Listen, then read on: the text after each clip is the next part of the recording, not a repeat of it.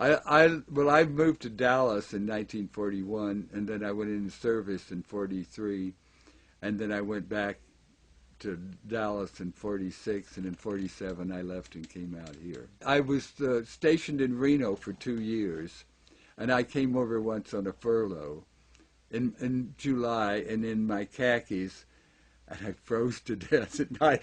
I didn't know that July and August were the winter months. And I remember walking down the street by the current, and they had pictures of these Norwegians dancing, and I thought, oh, who wants to go see a show with the Norwegian dances? And I got back to Reno, and it was Song of Norway, and I could have seen it at any time here because it opened here.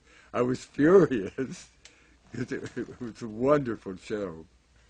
And after the war, there were 4 of us that wanted to leave Texas and come out. And I wanted to go to L.A., and they said, no. We gauged the people had gone to San Francisco and L.A., and when they came back to Dallas, and we decided the ones from San Francisco were a lot nicer. They had more character and everything. You fell in love with the city the first time you came here? Oh, I loved it. I always loved it. It's the most exciting city in the world. But I still have to stop and think what street you go down to get to a certain part on Market. I worked for Patrick and Company down on Market, and it was a stationery house, and it was fun. I felt like it was a party every day, and I was the host. Oh, one other thing. I was responsible for them changing the Song of the City back to San Francisco, too.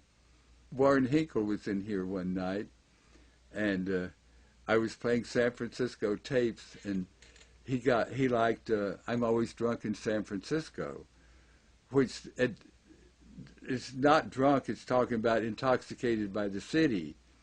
And he liked it, and I said, well, I always wanted to change the Song of the City. And he said, well, let's do it. I said, no, Diane would never permit it, because we'd tried it once before with Merle Zellback and her husband, Fred Gerner, and that didn't work. Diane cut that off right away, because she liked to go to strange cities and have them play I Left My Heart in San Francisco when she got off the plane.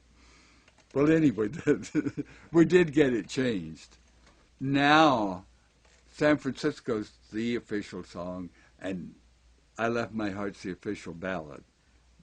And then later we found out that in 1936 the mayor had made San Francisco the official song of the city, but they didn't remember that, and it had never been rescinded, so all the time it was the official song of the city.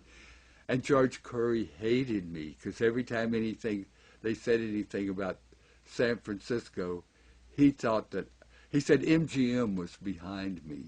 They never heard of me.